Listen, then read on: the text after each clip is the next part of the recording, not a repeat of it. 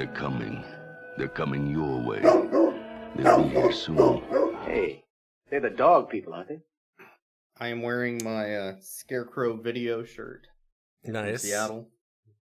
One of the last active video store that you can rent DVDs sorted by director. Oh my Maybe god. I should save this for the podcast. I feel like this is discussing about filmmaking and why people make movies and Yes. the love of cinema, and I think that's an important conversation for video stores. Yeah, alright. We should... Yeah.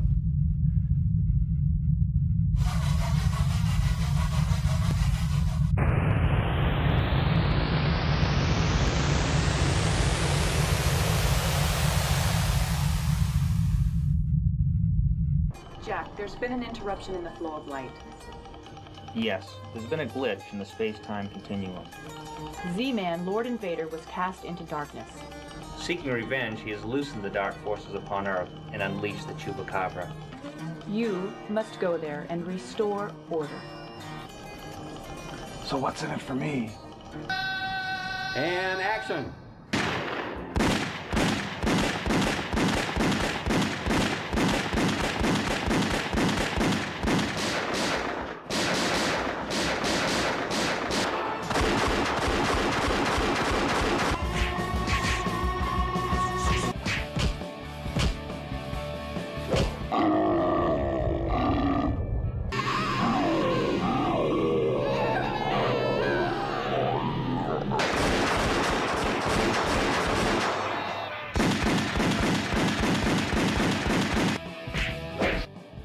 Jack Quick is inside. Jack, be quick. Whatever.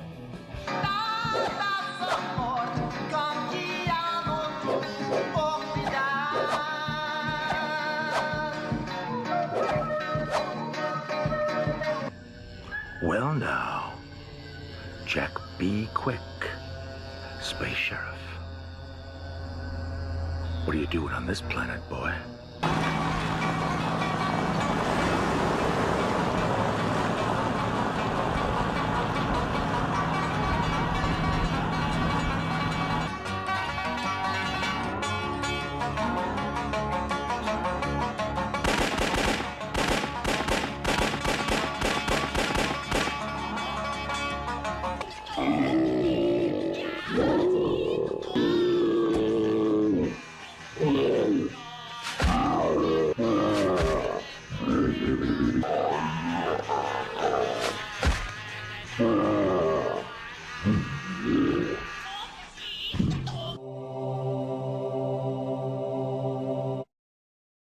That is the unedited trailer.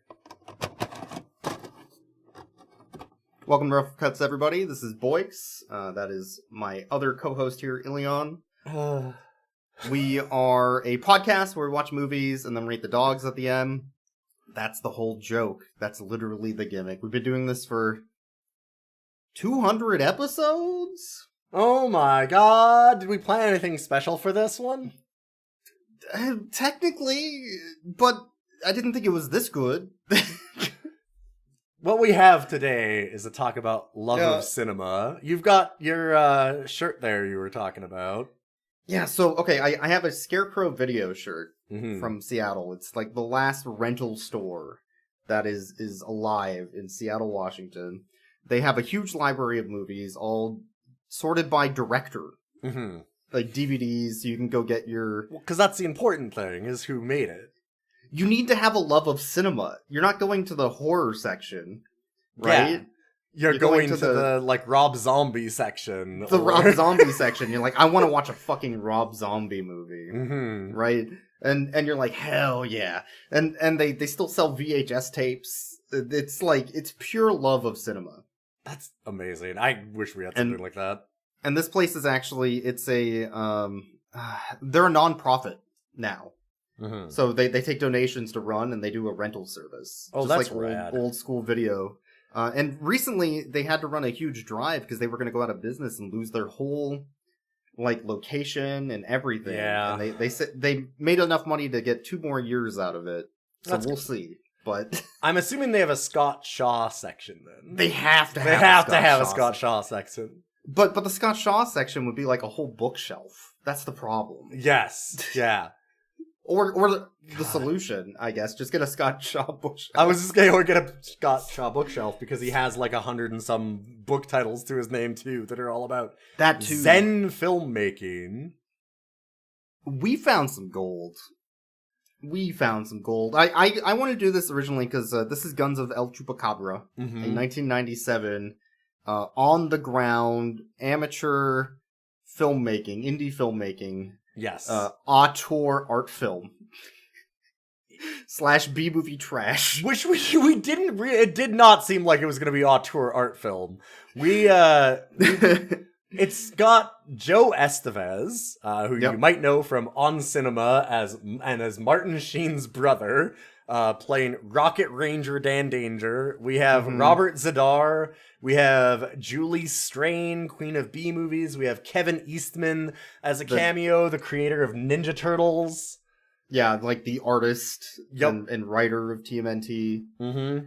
It's got everybody. We have Conrad Brooks, who's known for being in Plan 9 from Outer Space, you know, like the Ed Wood's nightmare movie. And what are they doing in this film? I have no fucking clue. How dare you ask me that? This to me speaks like... I wish I did more of this. So I was into some filmmaking as a kid. Uh-huh. Yeah, I don't know. Did too. And even some B-movie stuff, and even some, like, poking fun at adult, like, movies. Like, yes. Yeah, I was in drama films. classes, and I did, like, home video recording. Yeah, I did all that. So, like, one of the first videos I ever shot with my buddy, Randall, was a fake ad for Dove soap, now with real doves. Ooh, nice. And we did this like scene where you lift up like a brick after dropping it down on a fake dove, and it's like a piece of soap with some feathers on it and some fake blood. You're like, oh, now it has real doves inside, so you know it's good. Yes. Like that was the whole joke. Yeah. And then it was like 2 minutes of credits after the 30-second trailer. Yeah. 30-second commercial. And then we did a series where we took all of the porn out of porn movies and just put the plot, so you could just watch the plot of the film. Perfect. Out of context, and it's like hell yeah, like just dumb shit. And this movie reminds me of just doing that dumb shit with your friends and being like, let's just shoot something. I don't care. Yes. Like I have a funny idea. Mm-hmm. This treads a line where we're not going to be able to talk about this movie. I actually wanted to mention that at the beginning, by the way. The plot. No. So, plot, what happens, we're going to talk about some scenes, and we're going to talk about the movie, obviously. I would say that if you have a love of cinema, and especially B-movies, or honestly, weirdly enough, art films, like experimental weird shit, watch this movie first. Like, at least, like, think about doing it. We can't get into all of it, so you'll still experience... We can't get even a quarter of it, but you might want to experience it yourself. Other than that, let's get into it. Yeah. I think this movie treads a line between what art films are and what B-movie trash is, and it's really hard to tell if they were blurring that line on purpose to make a point, or if they just had no fucking idea, because they're all a bunch of wild, weird, exploitative hacks. Because in some ways, you have, like, Kevin Eastman, the king of all media, with Queen Bee, who is played by Julie Strain, the queen of B movies, like, literally known as that, kind of giving the quest at the beginning of the movie to go out and make a film. Because Scott Shaw wants to be a popular action star. Yeah, and he's like, I want to be an action star. And he's like, whoa, you can be an action star by doing this. So it kind of feels like they're doing a statement, right? Like, it almost, there's a little bit of something like that. Almost. And then you get into naked woman being pawed by El Chupacabra rubber monster, and then she goes, I'm not an animal. and then she fires a gun for 5 minutes naked, Yeah. just standing there At a with gun no range. cuts. And, Like, and then you cut to the credits, and her name is not an animal. not an animal. So she was just she was saying just her introducing name. herself. She wasn't saying anything about the scene. No, that's just her name. Like, What the okay. fuck, man? I don't know. And then there's like a scene near the end of the movie where there's a lot of interviews Mm-hmm. in this movie. Yes, because Um, news is News. cut and in media. between things. Yeah. So they're interviewing an actor who's also in the film, Mhm. who's shooting for another film, which Yes. is not this film. Correct. Is that Stranger X is what you're talking about? Yeah, Stranger X. Yes, okay, yeah. The- I the remember the names Hasselhoff of characters in this, which is wild because, boy, there's a lot of They're- characters. But they're interviewing him, I think, and they're... I think is a good way to put that, yes. I think. But they're like talking about the film and how it's getting shot and all this stuff, and there are all these problems. You're like, okay, are we shooting backstage footage of this movie being Yeah, shot? like, wait, it seems like it's a meta-narrative all of a sudden, yeah. Or is this just still talking about the movie they're shooting in the movie, which is not this movie? Mm-hmm. But then they cut the director from this movie talking to the actors from this movie about this movie. Yes. And you're like, wait, what movie are we in? How deep into the film? Mhm. Yeah, and then you have another news reporter, because there are, 4 different news crews? They just keep Inside of walking the on film? set. And so then there's another news reporter who then comes in and starts talking over that film where the director of the movie that we're watching, the director of Yeah. Guns of El Chupacabra is in, and she's talking over it and going like, oh, here I am on the set of the film, and kind of talking, and you're like, oh, okay, so this is the highest meta layer of Yeah. this woman interviewing the director and crew of this movie. And then he starts shooting the scene again, and the star and producer and writer, Scott Shaw, Neil Breen-esque dude, So Neil Breen. fucking storms off of the set in a hissy fit. And then the director's like, oh, fine, cut. And the newswoman that was interviewing them in that news goes over and she's like, am I done too then? Like, is this the end of my scene? And you're like, wait, we're on another meta layer? What meta movie layer are is we in? Which of the 12 movies is this? And then they're also shooting we want the movie to be single shot. That's his name. Single Yes. shot. We know because he's in the film for a single shot. I think that's the joke. And he doesn't do anything, and he never shows up again. So, except for this interview at the end, when they're like, oh, hey, how's it going, single shot?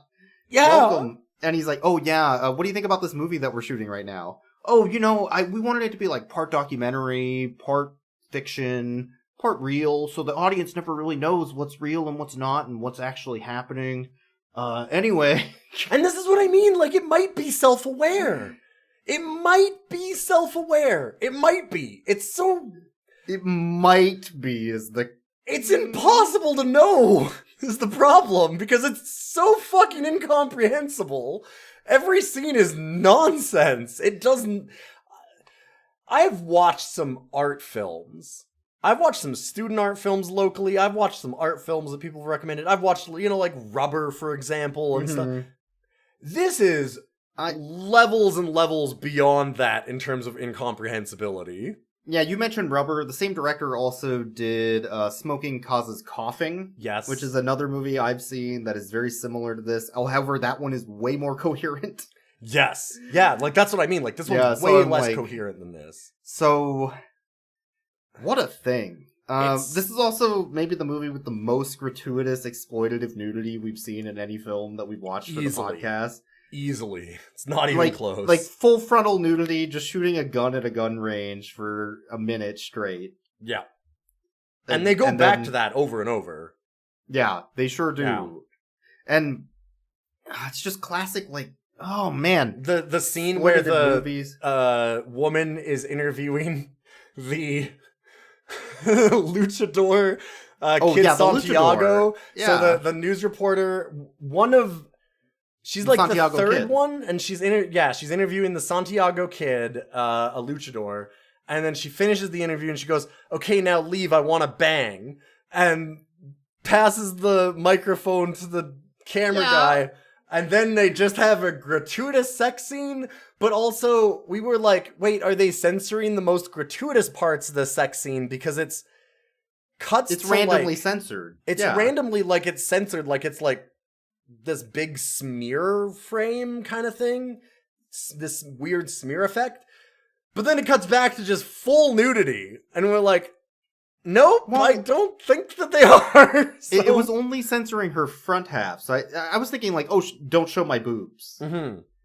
But then they show her boobs, And then they show her boobs. So I'm like, oh, it was just maybe they were making a message about censorship. I don't. Maybe, but it's cutting in between.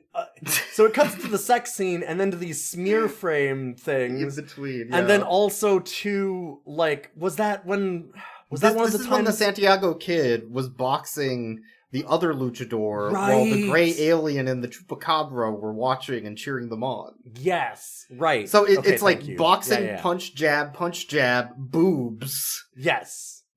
Boobs and kissing, punch, jab, punch. What we're trying to say is this is the ultimate in cinema. It's got guns, it's got punching, it's got boobs. It's got guns again. It's got guns again. It's got lots of guns. Full It's got frontal nudity. boobs. A lot of full frontal nudity. It's got Dog Boy. Dog boy. There is a dog. I did just pick this because it looked fucking weird, but there's also a dog. So I'm again saved by my genius film selection. So, I'd like... Here's a thing to maybe just do. Uh-huh. Let's name the characters from the movie. From what we can remember. We've got Single Shot, we've got Dog Boy, we've got Not an Animal, we've got Kid Santiago. There's Jack Be Quick. I was gonna say the main character is Jack Be Quick, Space Cop Jack Be Quick. We the have King of All Media. King All Media, Queen Bee. Queen Bee. We have Z-Man Lord Invader, Z-Man Lord Invader, yeah. who is Robert Zadar. We have the Gray. The Gray. There's also the Wong brothers or whatever. Yeah, they're it's called. Wong Ranger. The Wong Ranger and the other guy who's God, like I can't. What's his name? I don't remember his name. There's the farmer. Yes, this farmer. Yeah. Fama Sherman, right? Or is it Sherman, something Yeah. like that. There's Famar Sherman, who eats hunters eats hunters. That's his only thing. in a fast forward. Like he's like four Thing? ribs in one hand, just shoving them in his mouth, and then going to the other hand with four more ribs. Like yeah, And they put that sound over it and fast forward it. they show that same scene 6 times. That happens a lot in this movie, where they show that same scene 6 times. Yeah, he's also to chewing. reach 80 minutes. He's also chewing on like a toothpick, but it's a fucking stick. He's got a tooth stick. Like It's it's a like blunt shaped stick. it's huge. He's just chewing that thing all the time. It's really and he's got a goatee. Do you remember his goatee? The rat tail goatee. He has a rat tail goatee Why does he have a rat tail goatee? because it fits this movie, man. That's why. There was Double D Agent, which Yes, was and like right, the Agent blonde Double D. lady. Yes, There's right. also Agent Orange. Yes, and, it's Agent Orange. what was the other Agent name? Rinaldi. Rinaldi. There's Rocket Ranger Dan Danger. Well, Samurai Buckaroos, that's about it. As they say, that's the rest of the story. Is it? All's right with the world and the rest of Yeah. the universe. So, this is Rocket Ranger Dan Danger telling you to keep Is those it? power packs full and the sky's the limit. Adios. Thank you, Rocket Ranger Dan Danger. I saw his credits, by the way, and I thought that Rocket Ranger and Dan Danger were different Two characters. characters? No, it's one. The fool that I was. And another thing. Uh-huh. You fucking asshole! It goes back. Just down the block and around the corner. Say goodbye, Chris. And then I don't remember. There's all the various news reporters. Yeah, there's all the news reporters. There's Mountain Man. who Mountain we thought Man. was called Rain Dreams with a Z. By the way, every S in this movie, It's all Z's. There are constant title cards for news at Zen Media. It even has email addresses in the title cards. It sure does. And all of them, it'll be like news at Zen Media, but the news is with a Z. Every S is a Z. Anything that can be. Dreams, Rains, whatever. Because if you add a Z, it's cool. Maybe? I don't know. I don't know. When you say title cards, let me go back to that real quick. Sure. There's like 30 title cards in this movie. Minimum. Oh, there might yeah. be more. Ah, There might be more. yeah. And sometimes the title card is, here's the title for the scene. Here's 20 seconds of this scene. And then a new title card. Yes. Or it'll do a scene with somebody talking. Hard cut to 20 people shooting guns at a gun range. Mm-hmm. And then here's the next title card. Like, they just shot these scenes and then edited it together. You don't have to make a film. You could just edit stuff together. Yeah, It's like so good. One of the ones that really got me early on. Yeah. 16 minutes into watching this movie, we Mhm. get oh god, I can't remember the name. There was two other characters that joined Jack Be Quick at the beginning. Remember? There's like the woman and the guy, and she's that like, guy- you shouldn't waste your ammo. Yeah, I don't remember their name, but the guy ended up being the Santiago Kid later on. He did, but I two think he was a different character. Yeah, But he's the guy who answers the phone. Is like, oh, hola, si, El Yeah, Chupacabra, and then he grabs a gun and just goes to a fucking vehicle. That's all we need for the conversation. Mm-hmm. Yeah, like they started speaking Spanish a couple times, and like that scene in particular where he goes like hola, and those are the only thing. And I was like, oh no, do we have to know a little bit of Spanish because there's no subtitles? And sometimes you almost do need to know a little Spanish, but in that one it's just like, oh, never mind. I got that. Like, No, I figured that one out. yeah. You don't Hola, need to... El Chupacabra. Si, grabs gun. Hangs Yeah, up I phone. don't Like, need to know that one. what was Yeah, that conversation on the other end?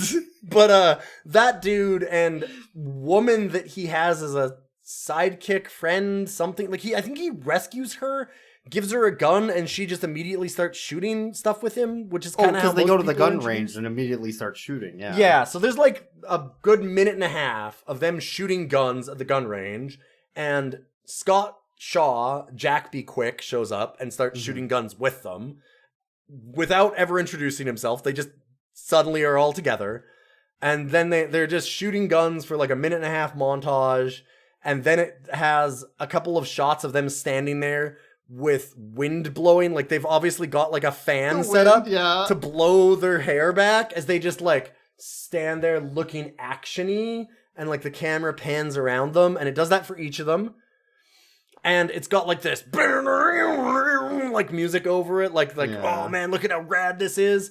And then you get a title card for like Zen Music News at zenmedia.com, and then there's a woman who's just reporting.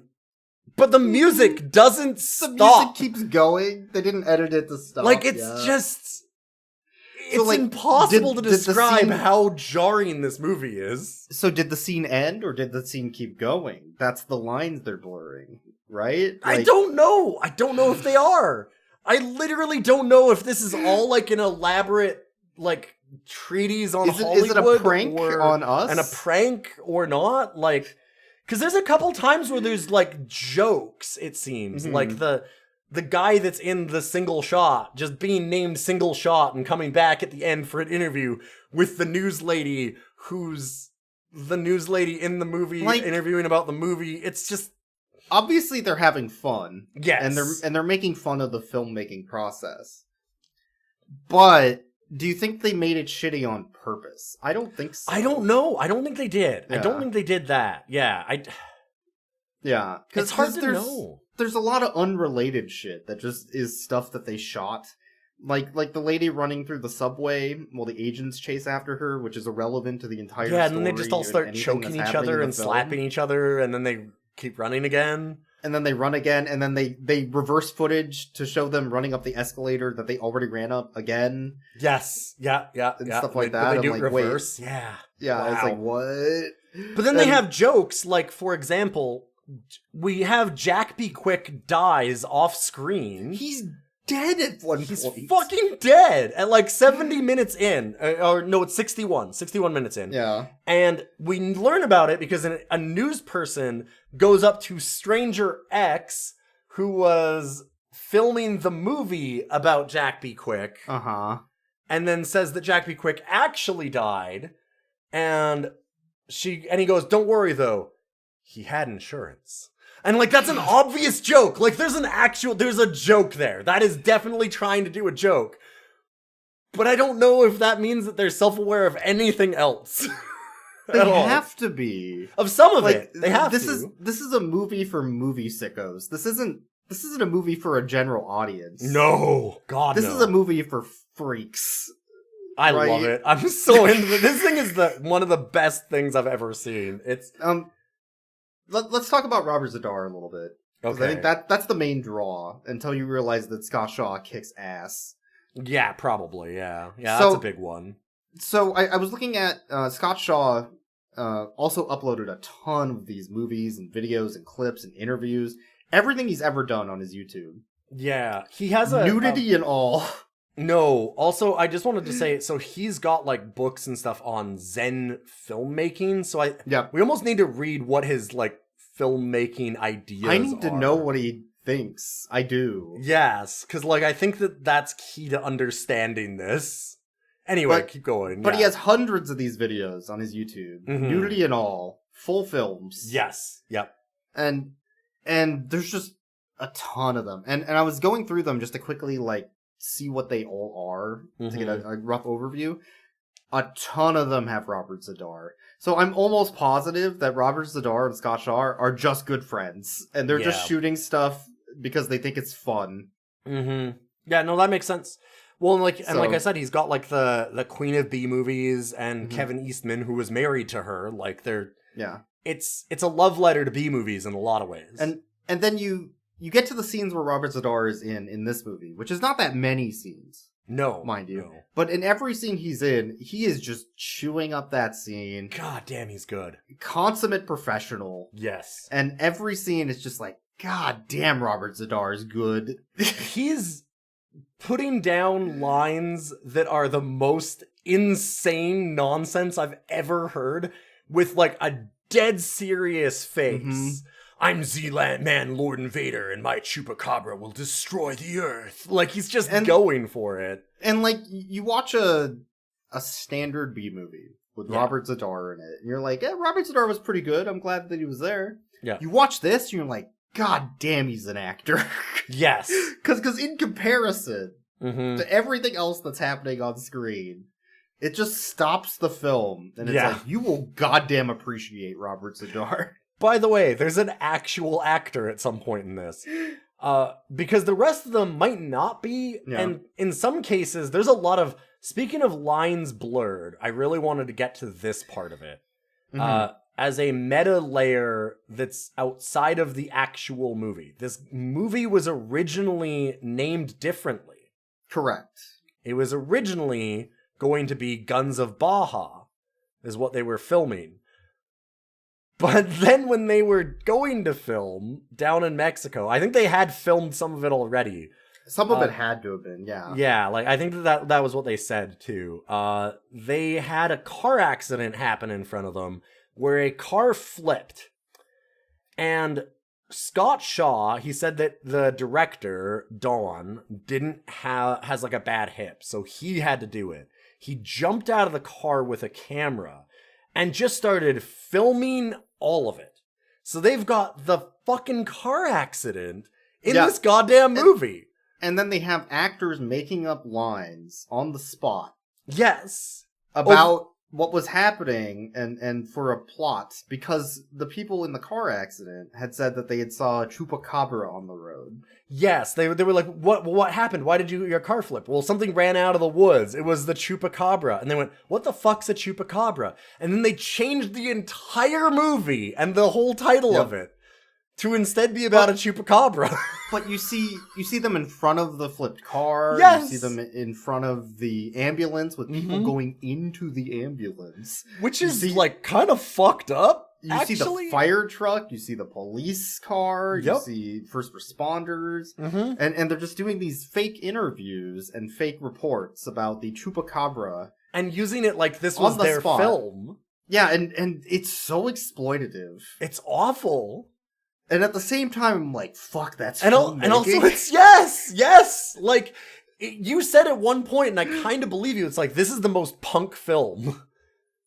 Like, because they're just, we're gonna make a fucking movie. Holy shit, that's great. We gotta put that in. Just put it in. Just fucking put it in. Why? Because I want it in. Yeah. They don't give a shit about how films are made. They don't fucking care about your rules, man. No, not at all. They're making goddamn cinema. They're making some fucking cinema. It's... Oh, man. It's so... I don't... The music choices in this are just like... The music... It's just nonsense.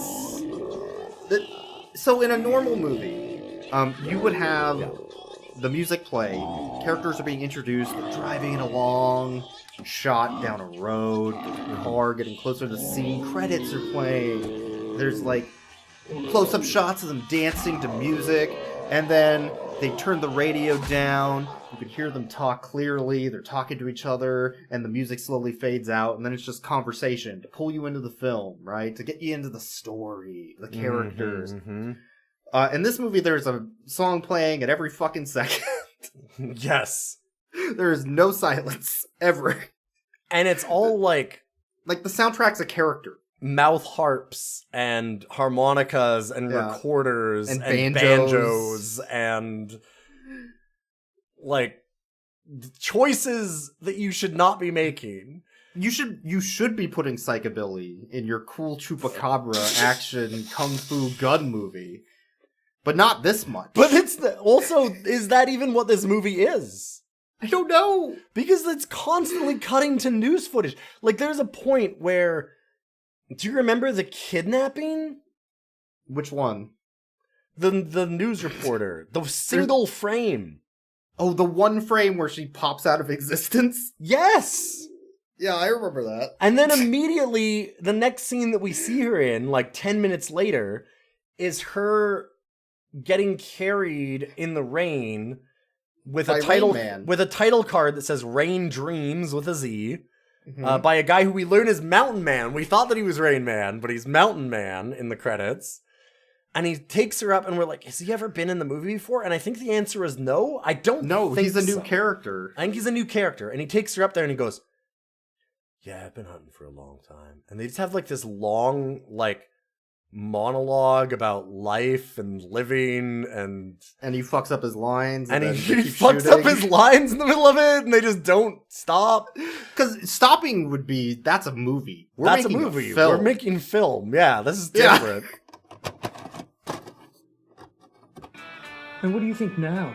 Do you think that thing has a right to live? No. No, I don't.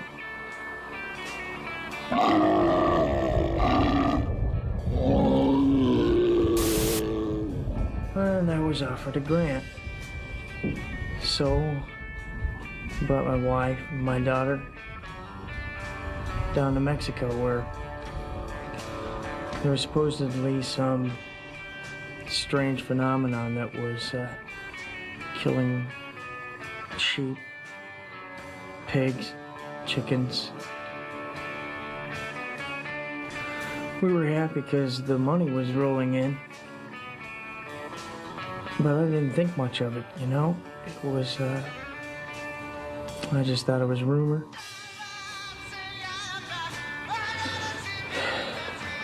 Stories like that tend to get blown out of proportion. One day I go out to shoot some footage of the area. And when I come back home, and they killed my wife and my daughter.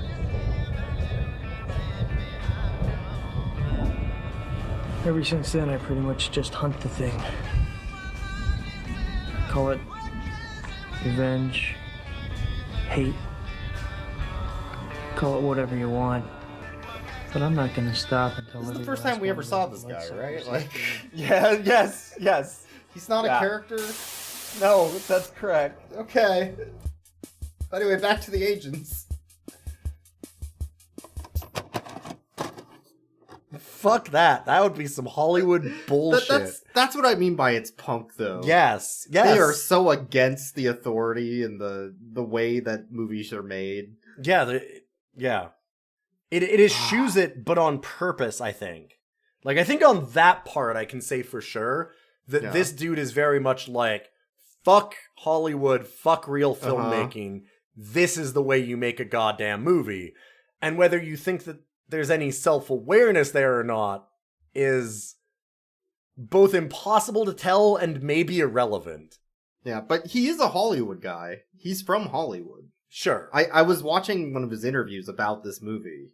Okay. Where he introduces himself as from Hollywood, California. So his hatred of what Hollywood is doing might be legitimate. Yes. Just that. Like, it could just be that. Yeah, I like, that's kind of what I mean. Like, I think that when I say Hollywood, I mean of, like, the film school kind of ideals. Like, fuck the rules. The rules don't fucking matter. So the guy goes into, like, this long treatise with her on, like, love and life and all this kind of stuff while he's, like, stumbling over his lines because he's forgotten half of them.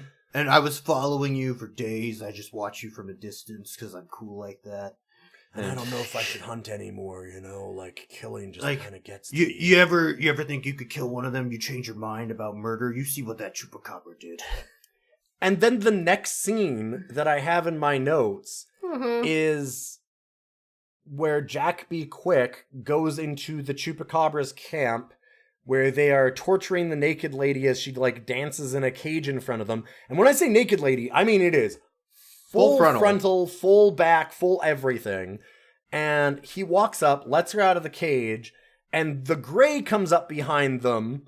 And he kills, like, a bunch of henchmen. And then the Gray comes up behind them, and he turns around and he goes, "Ha, no, too easy. You get him." And shoves the naked lady, shoves not an animal. I'll use her name. Shoves not an animal at him. And they have a kung fu fight. Well, she's fully fucking naked for like 30 seconds, and then she jumps on him, snaps his neck with her thighs, and then she stands up, he gives her a gun, and it's just a montage of them for a minute and a half firing guns in the desert again.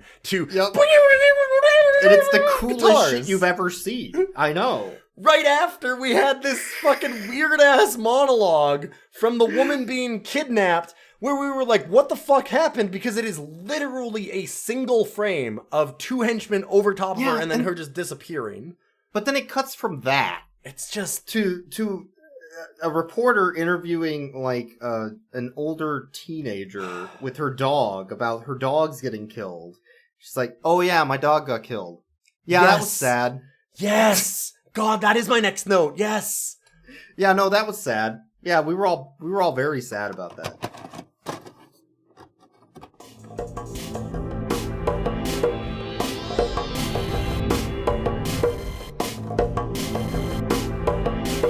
You also told me that your dog has been acting very strangely. How's that so?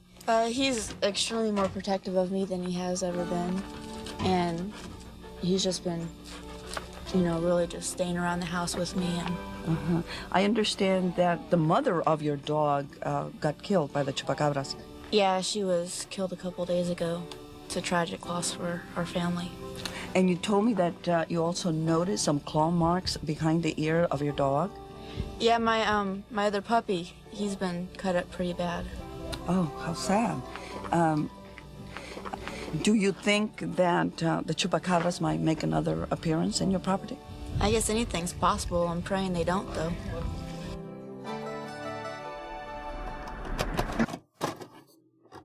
I don't think she's an actor. No, that's just somebody. That's just a person. That has to be just a person. And a lot of the interviews are just a person that was there and like, "Hey, you want to do an interview for this movie we're shooting?" Yes, and they don't know how to answer. Because she was like, what? What am I doing here? Like, all of her answers are like, they just told her, "All right, your dog just died. play We're gonna along. interview. Just play along." Yeah. And we're going to shoot it once, and if it's not good, who fucking cares? It's going in. Just stuff it We're in. on a schedule. We gotta shoot a movie every 2 months. We don't got time for that. Just stuff it in. Speaking of dying, we talked about how Jack died near the end of the movie. He also then has a resurrection scene, but we're not gonna. He gets resurrected. Don't worry. Don't worry about that. But also, there is a moment where right after the dog interview, then you have Z-Man Lord Invader, Robert Zadar, say... Robert Zadar Z-Man, yeah. The hunt begins, and then suddenly there's banjos, and you have a chase with the Texicon 5? Texicon 5 or something, yeah. Yes, or Texaco 5, which is, something like that. Which is like the Grey and Farmar, the cannibal guy, and... all the various henchmen. And Dogman. Wong Ranger, Dog Boy. And it actually goes through all of their names while they're doing it. It gives title cards for each of them. Mm-hmm. And then all of a sudden, it cuts from that to a title card that says, Massive Attack. As Robert Zadar walks out with like a duct-taped together gun. Like very obviously, it's actual great. duct tape. It's so bad. It sucks so much. It's amazing. Rules. And it has like 12 scopes on it and like 3 barrels. And it's just maybe a rocket launcher. It's nonsense. And he walks out and he just does this big, like I'm big Robert Zadar.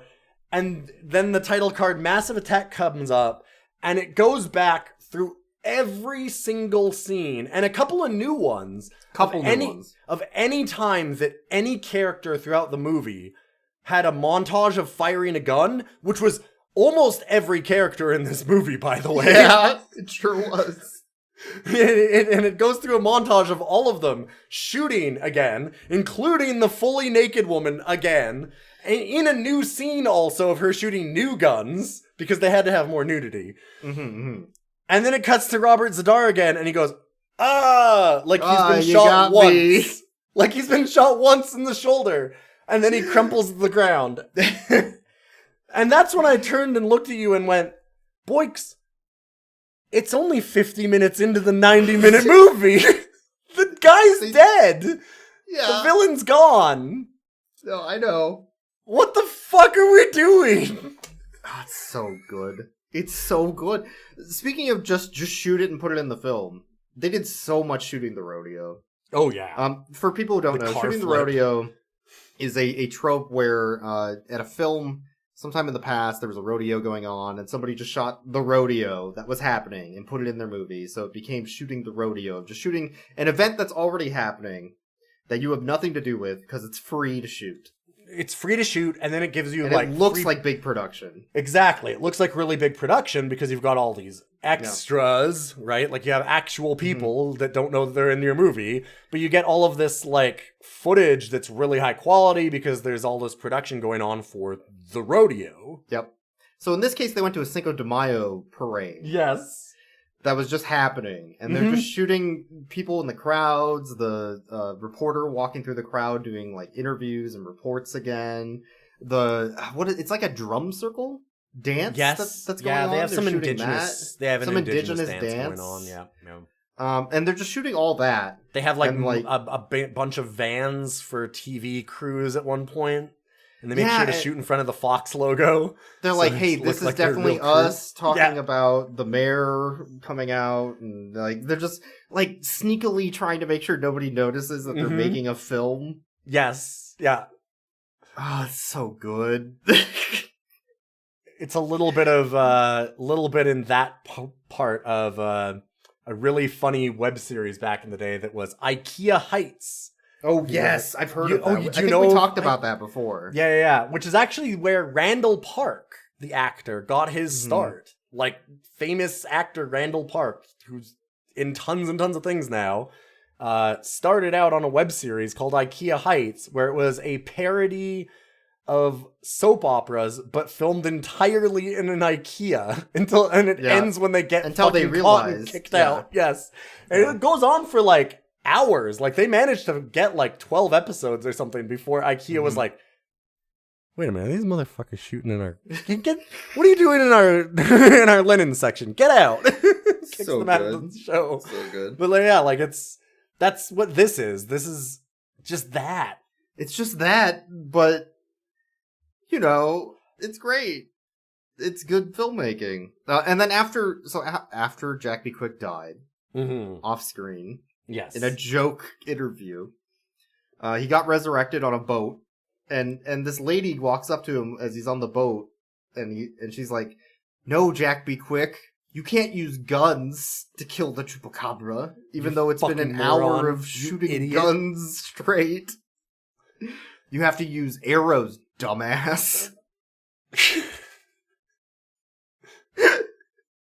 What? Also, I cannot stress how little the Chupacabra has to do with anything that's happened before now. Oh, everybody keeps saying the Chupacabra ate their livestock and killed people and went on rampages.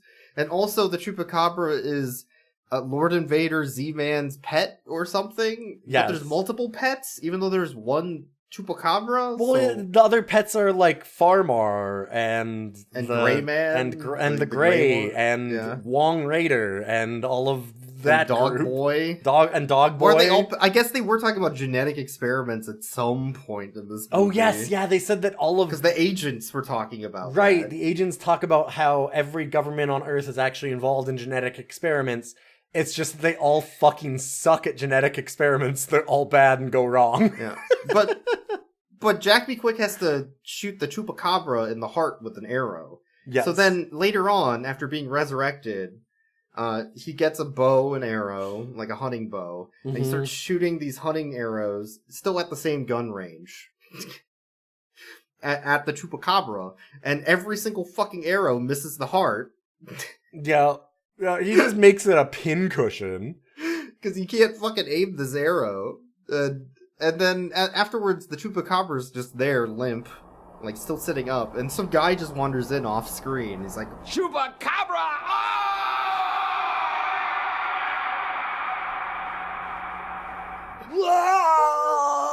Also, it's very funny that the Chupacabra is just standing there limp, because after he shoots it with all the arrows, there's a other thing that he does where he uses his favorite weapon, if you remember from the beginning of the movie, that was given to him by the king of all media. Oh, what's that? King all media. His Japanese katana sword. Oh, his Japanese katana, because he has cool katana. That was, when he got the sacred samurai sword, he's like, my weapon. My favorite weapon, yes. My favorite weapon.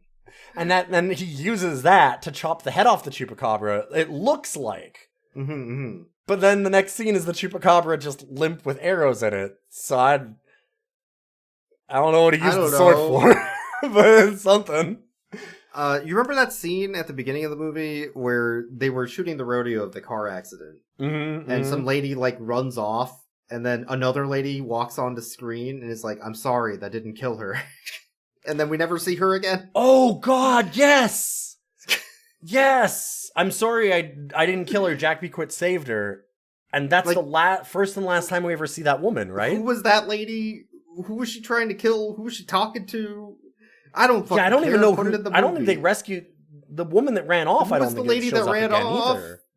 None of it matters. Do you remember the scene that I have written down where it goes, fast forward eating with Farmar, where we didn't know that he was eating other people yet. It's just him eating ribs, and it's done fast forward to, and then it cuts to static, and then there's a guy at the news station, and he's like, "And now the news," and then it cuts to static again, and then you start hearing fake Cantonese or real Cantonese, I don't know. Oh, like the lady speaking Cantonese, and then or it's Mandarin or whatever. And it just has a title card that says Agents something and something, and she's talking like Chinese or either Cantonese or Mandarin, and into a phone, but you can't see her mouth, so I don't know if she's actually talking it because she's white. Yeah. But also, I don't even know if it's real Cantonese or Mandarin, and she's sitting there talking into the phone for a minute and a half as it cuts back and forth between her and the agents. And none of those people are ever shown in the movie again. Hey, remember that one time Jack B. Quick, fought all those ninjas on top of that rooftop with the Hollywood sign on it? Yes. And then that was unimportant and irrelevant, but it was cool that he fought those ninjas? I remember that. Let's rate Dog Boy and the other dogs in this movie. What a masterpiece of cinema. We can't, like, I'd like to talk more about it, but honestly, what more is there to say? Because this is just going through We're just individual remember scenes this. at this point. Remember this? And honestly, it's so good. At this point, if you've gotten this far, we haven't covered a quarter of the scenes in this thing. Just watch it. If this sounds interesting, just watch it. I do want to mention one more thing before we do that. Locations. Yes. He has like 3 or 4 locations. Yes. So there's the subway, which for some reason is in this movie. Mm-hmm. So the agents can chase this lady and they can punch and kick on the escalator. And it is irrelevant, and they use that same spot in that same scene like 4 times. Yep. There's the junkyard, which is the big one. The junkyard is probably 80+% of this movie. You constantly see characters just walking around the junkyard with guns raised or shooting at the firing range next to the junkyard. Yep. And the cage is there, and everything is just in this random junkyard with this construction equipment in it. Yeah, it's Z-Man Lord Invader's base, it's the news station, it's the, like, hunt area where it's the woods, it's everything. It's pretty much every area in this movie. There's the agents in the car. That's a scene. That's a location. And then the other location is, like, shooting the rodeo. Yeah. Every other location is somewhere else. Like, that is not related to the film, but just something they happen to have shot. Yeah, they went across it while they were on the highway or something and had an accident in front of them. So like, I'm making this movie. I have one location. Yes. Yeah. Essentially. Yeah, I'm sure that's what it was. They had one location. We have this junkyard and we have a week. Yep. Let's shoot a movie. And then they're going to edit it the next week and then release it. Right? Like, that's the timeline. Almost certainly this is a 2 to 4 week project. Yes. Oh, man. Like, it goes to show you don't need a lot to make a movie. That doesn't mean it's a good movie. No. But you could just make stuff. You could just make shit. And that's beautiful. It's honestly beautiful. Like, Yeah. There is a whole discussion you can have, and we've already had it, I guess, about whether or not this thing is self-aware. Mm-hmm. And in a way, like, I don't think it matters. But I think that it's the message of anti-Hollywood, fuck everything, just kind of... I think the reason why this is so poignant to me, we've done 200 episodes of this podcast. You can just make shit. Yes. Right? We have a dumb idea. Let's make a podcast about dog movies and rate the dogs. You can just make shit. Yeah, you can just do it. And there's a joy in that. Yeah. And I think that this movie celebrates that joy of just making shit. Like, literally. Like, putting in the hours and just doing it. Just do it. Just do it. Like, maybe it's not good, but it might be necessary in a way. And then you're like, oh, you didn't like my film? Oh, you'll like the next one. And you just make another one. Make another one. Yeah. Who gives a shit? And then also, you don't like my film? Well, fine, whatever. I like my film. It's not for you anyway. It's not for you. Then if you don't like it, then it's not for you. That's fine. Go away. It very much feels like that. Like, this is pure filmmaking in a way that all of the worst movies that we've watched are all these, like, sordid cash grabs of... Yeah, there's nothing cynical about this film. No. Literally nothing. And that is so rare. Yeah. Yeah. It's whatever it is, it's pure. Yeah. And I don't know anything about what it is other than that, but I can say that it is pure in its belief that it is what it is. Whatever it is. Well, anyway, let's rate the dogs. Let's rate the dogs. So there's Dog Boy, Dog Man. There's Dog Boy. Dog Boy. I think it's Dog Boy. I think it's Dog Boy. He's in a trench coat. He carries a shotgun. He has a dog head. Mm-hmm. And he gets killed by... Oh, I forgot to mention this. So the entire Texaco crew, Texacon, whatever they are, yes, all walk up to Jack Be Good, or Jack Be Quick. That's his name. Yeah. They all walk to Jack Be Quick, and they're all like, let's get into a cool formation before we shoot him. And then Jack just grabs both his guns and shoots all 5 of them as they're Yes. forming up. Correct. So he does not have time for their magical girl transformation in this anime. I'm not letting you power up. Fuck that. Dual guns, baby. Doc Boy had to have been the one that insisted they make the cool formation. Because he was the center. That's true. Yeah. Yeah. And that speaks to me a very good dog. That is a dog that knows what he wants at all costs. That is a 12 out of 10 dog. That's my rating. I'm just gonna put the dog police song Dog snippet police. over it, and then it looks just like the dog it's police. the dog. He's dog police, man. He's dog police. There's also the El Chupacabra, I guess, is a dog. Yeah, we had the Chupacabra as a dog. There is an actual dog eventually, too. Oh, there is an actual dog in the interview. Let's talk about that one instead. Yeah, there is the Chupacabra's Got Your Dog interview where she has a dog in the interview talking about how her dog got caught by the Chupacabra. The dog that's in the interview is dead. The one that's alive. Yeah, that one. Yeah, that one. That dog loves pets. Just wanted to be on camera. Didn't care. No, that dog is a shoot the rodeo out of 10, and it's it doesn't even need blood to be a good boy. No. I guess that's it. One thing I wanted to mention real quick before we do our outro. We've done a lot of personalities on this podcast. There's the Oliver Daly. I still don't know what the fuck's up with that guy. Yeah, there's like the weird nepotism, maybe filmmaker that somehow gets $1 billion. Yeah, there's the Chopping Mall, like, doggone director who's just like, I just want to make money, and if you put a dog on the cover, people will buy that shit. Yeah. Like, there's that.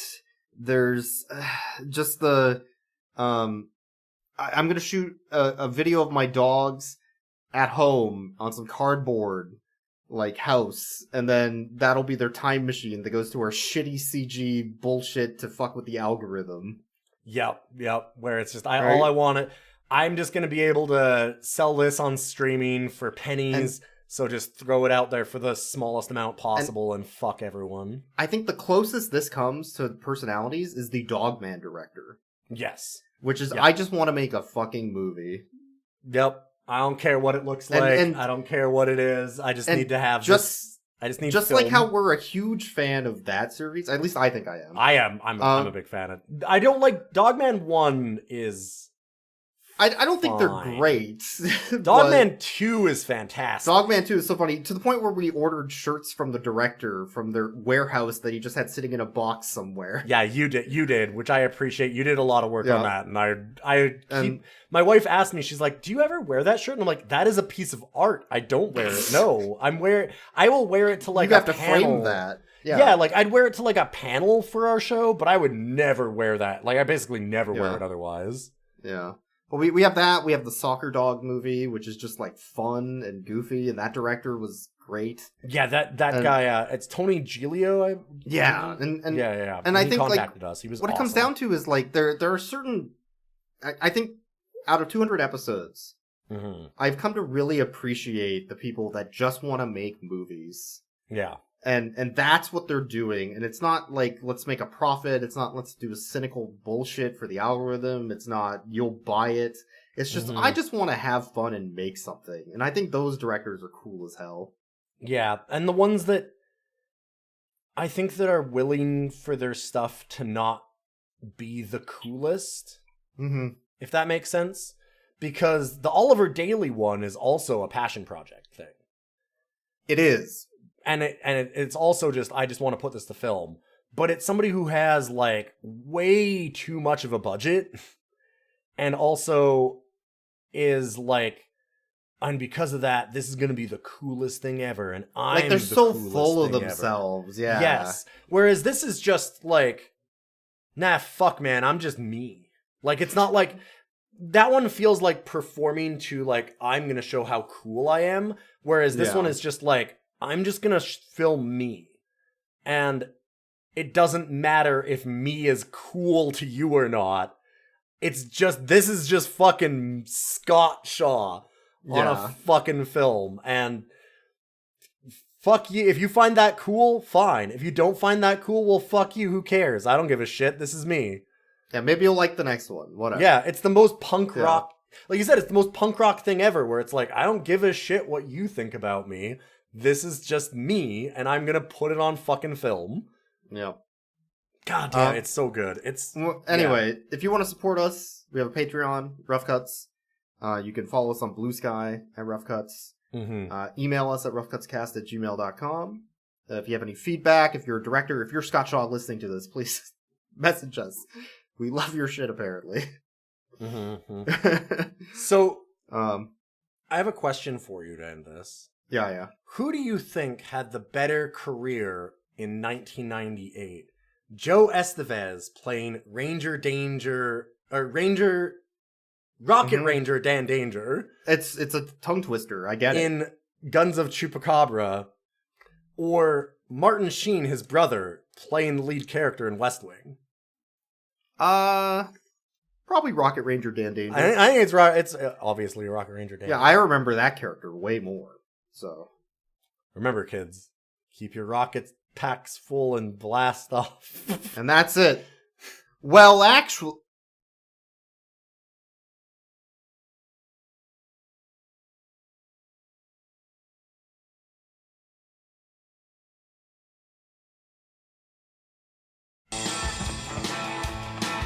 Next, the granddaddy version of it in carbine, 10mm, more popular with our FBI. If you like the military look, AR-15, 223 caliber, very reliable weapon.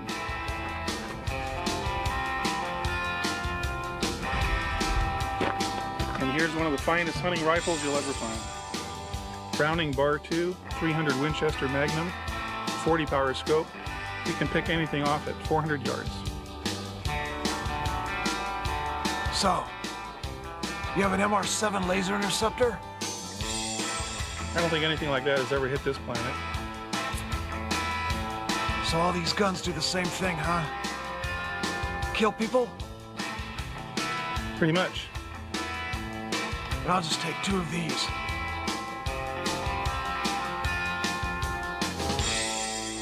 Fine.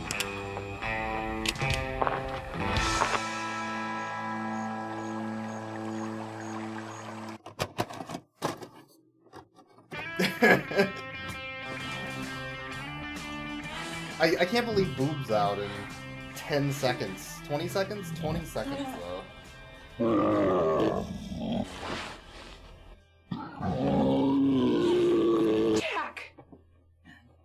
Jack who? Quick! Jack be quick? Yes. Send for the space sheriff.